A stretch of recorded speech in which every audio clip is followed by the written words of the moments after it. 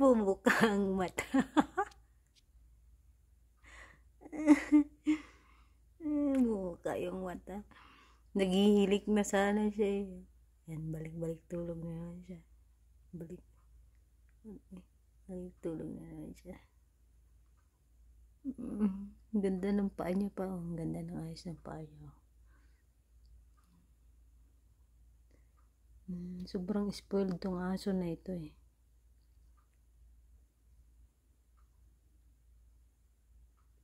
Yan, gumalaw.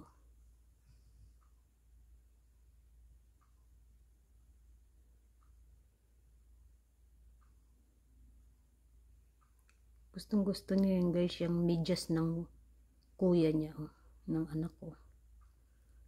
Hindi yan pwedeng malayo sa kanya. Kasi hanapin niya talaga. Parang tao rin. Yan, medyas yan ng anak ko nung baby siya.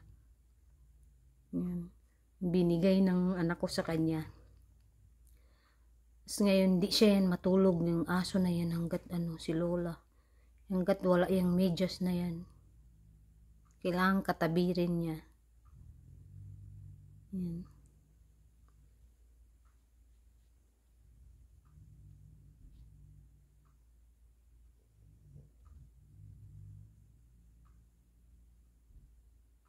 So yun guys, salamat sa support kay Lola.